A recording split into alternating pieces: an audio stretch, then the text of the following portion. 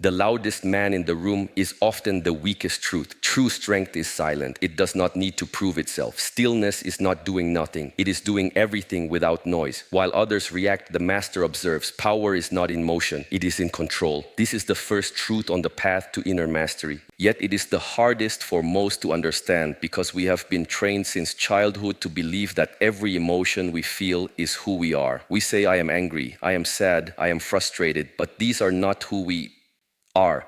They are simply states passing through us. Imagine a clear blue sky and clouds drifting across it. Your emotions are those clouds, but you are the sky itself, unchanging, unmoved. You are not the chaos you experience. You are the space in which the chaos happens. When someone disrespects you or challenges you or tries to provoke you, the common reaction is to feel the emotion rise like fire in the chest. The heart beats faster, the breath shortens, the fists clench, and before you know it, you are caught in the moment. But in that moment, you forget the one thing that would give you power. You forget that you have a choice. The observer within you is always present. It is the part of you that can see yourself becoming angry. It is the part of you that hears the voice in your head scream, but does not scream with it. It watches the storm, but does not become the storm. This observer is the real you. At the Shaolin Temple, the monks do not train to fight others. They train to master themselves. Every strike, every breath, every stillness is a way to discipline the mind, to observe rather than react, to witness the rising of anger and let it go like a leaf floating down a stream. They know that to master life, they must master the self. And to master the self, they must not identify with the passing emotions, but with the awareness that sees all. When someone tries to insult you or hurt your pride, you must realize that their words are only energy. What gives that energy power is your attachment to it. You believe that their opinion matters. You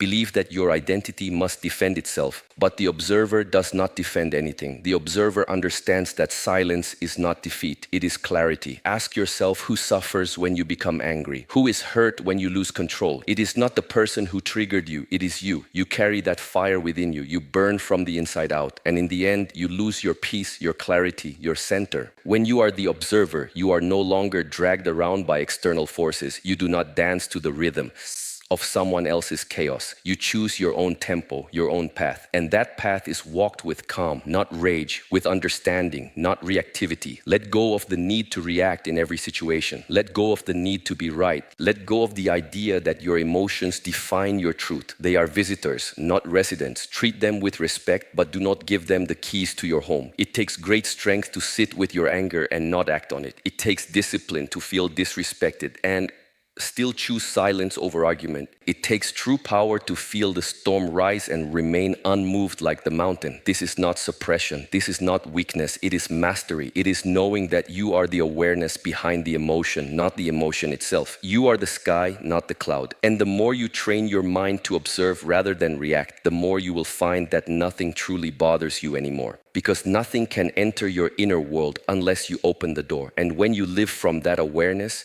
you move differently. You speak with less urgency and more purpose. You listen without needing to respond. You carry peace not as a concept, but as a state of being. This is why the observer is not affected by chaos, because he does not resist it. He watches, he learns, and he lets go. Your power lies not in what you feel, but in what you choose to do with what you feel. Every time you observe and do not react, you grow stronger. You become more grounded. And no one can shake a man who stands rooted in awareness. So, when anger knocks, when insult comes, when emotion rises, remember this. You are not the storm. You are the silent sky behind it all. Watching, breathing still. Breathe, watch, and remain free. The outside world is not the problem. Your attachment is. Many people spend their entire lives trying to control what happens around them. They try to change people, fix circumstances, avoid discomfort, chase security. But no matter how much they rearrange the world, the inner conflict remains, and they wonder why they still feel disturbed, why they still get hurt, why they still get angry. The truth is simple yet difficult to accept. Nothing outside of you can disturb you unless you are already attached to something within that can be touched. You are not angry because of what they said. You are angry because their words touched a belief you hold. You are not hurt because of what they did. You are hurt because you expected something from them that they didn't deliver. Attachment is invisible, yet it controls you without your awareness. Attachment, Yui, is the invisible thread that connects connects your peace to something or someone outside yourself. And when that thing moves, your peace moves with it. At the Shaolin Temple, the monks practice detachment not because they do not care, but because they understand that freedom cannot exist where attachment does. When you are attached to approval, you become a slave to praise. When you are attached to comfort, you become afraid of discomfort. When you are attached to people, you lose yourself. Every time they change, people will come and go. They will agree with you and then disagree. They will love you and then leave you. The weather will shift. The seasons will turn. The world will not stop for your expectations. And if your peace depends on the world meeting your expectations, then you will always be at war with reality. When something bothers you, ask yourself, what am I attached to? What belief is being challenged? What identity is being threatened? Most of the time, you will find that your suffering is not caused by the situation itself, but by the story. You are telling yourself about what it means. If someone ignores you and you feel disrespected, it is not the act of being ignored that hurts you. It is your belief that you must always be seen. It is the attachment to being acknowledged that causes the pain, not the silence. If someone succeeds and you feel envy, it is not their success that creates your discomfort. It is your attachment to comparison. Your belief that their rise somehow reflects your failure. This is why the Shaolin path is not about controlling the outside. It is about mastering the inside. The moment you release attachment, you become untouchable. Not because nothing happens, but because nothing shakes your foundation anymore. Detachment is not a rejection of life. It is a deeper embrace of it. When you stop clinging to how things should be, you begin to see them as they truly are. You become present, not reactive, grounded, not shaken. You stop fighting with what is and start flowing with it. If someone disrespects you and you are not attached to being respected, you will feel no inner resistance. If someone disagrees with you and you are not attached to being right, you will feel no need to argue. If someone leaves and you are not attached to them staying, you will remain whole because your sense of self was never built on their presence. Let go of the need to be understood, the need to be right, the need to be in control, the need to have everything go your way. These needs are chains that keep you bound to suffering. It is not the rain that ruins the day. It is your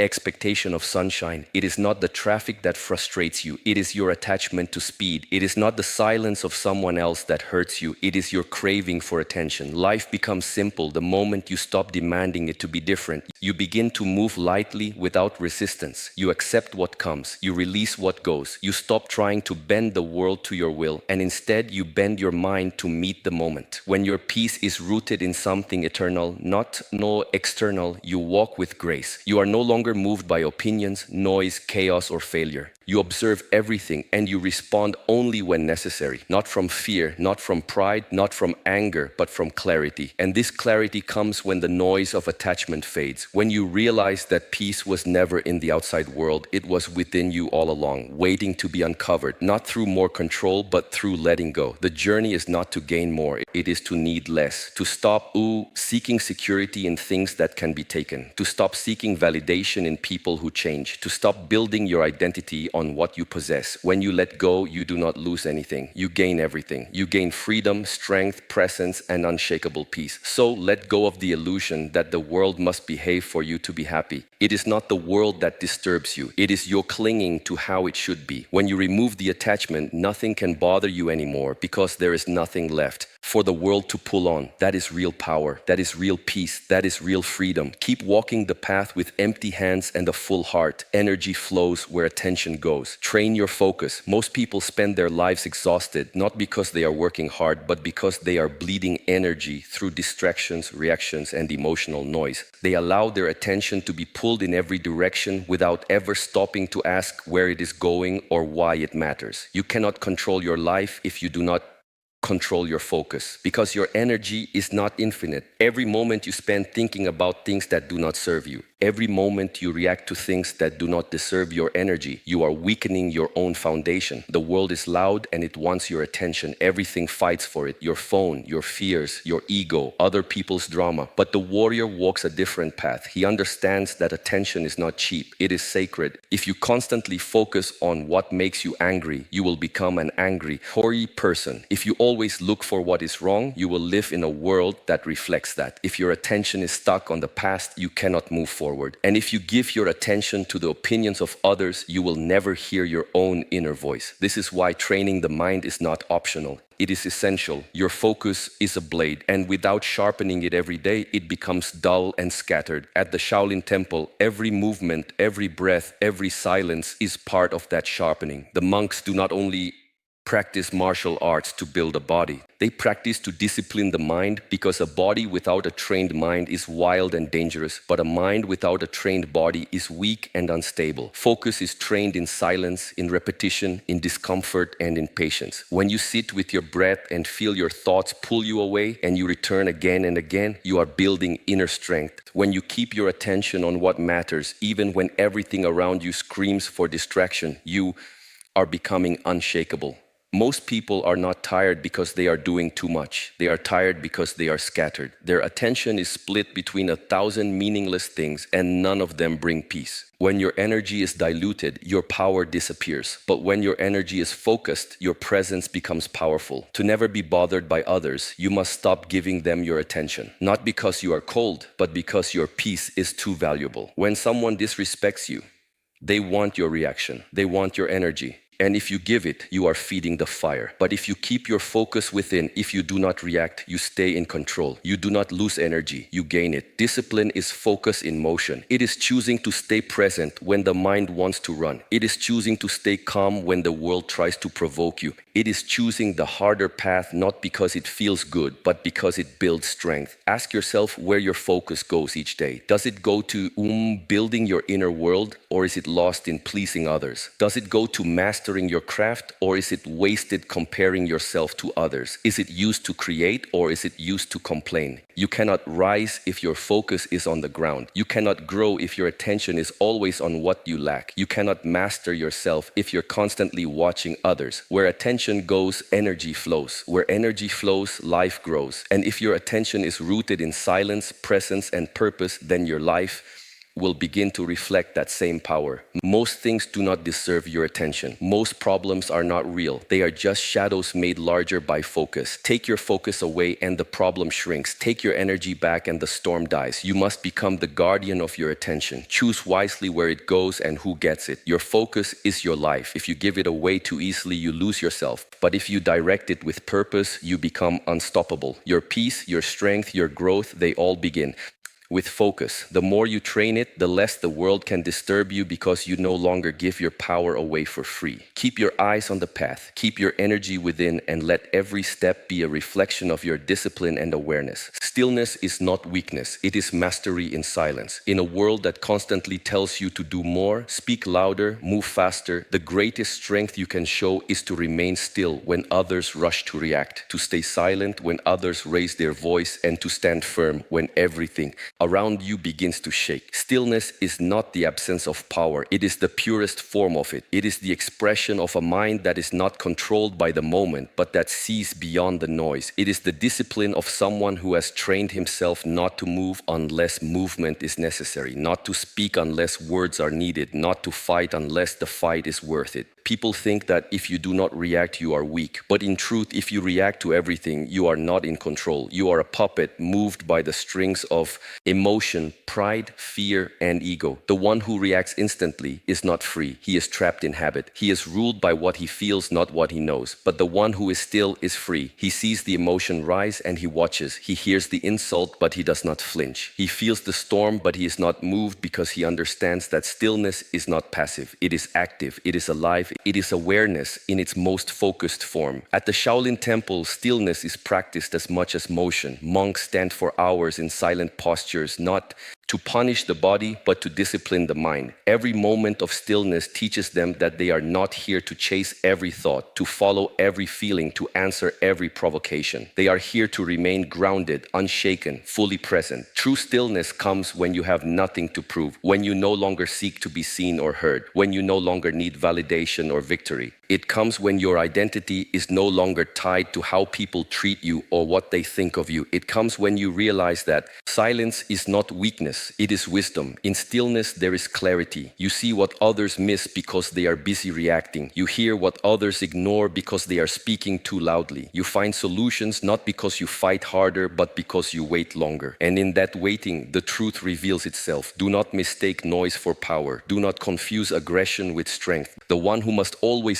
speak, defend, argue, fight is often the weakest because his mind cannot handle silence. His heart cannot sit with discomfort. His ego cannot remain unseen. But the one who is truly strong does not need to respond to everything. He does not need to win every battle because he knows most battles are distractions. They are invitations to leave your peace, to waste your energy. And if you accept them, you trade your stillness for temporary pride. When someone challenges you and you remain still, you win. Not because you beat them, but because you beat yourself, the reactive self, the proud self, the insecure self. You prove that you are no longer controlled by the lower mind, but guided by the higher one. Stillness does not mean inaction. It means right action. It means responding, not reacting. It means acting from awareness, not emotion. It means waiting for the right moment. And when that moment comes, moving with precision, power, and purpose. To be still is to be watchful. To be still is to be calm while others panic. To be still is to listen before speaking, to think before moving, and to be unmoved when others try to shake you. Stillness is the root of discipline. It is the mirror of your mind. If your mind is chaotic, you cannot sit still. If your heart is restless, you cannot be silent. If your spirit is unsettled, you cannot stay calm.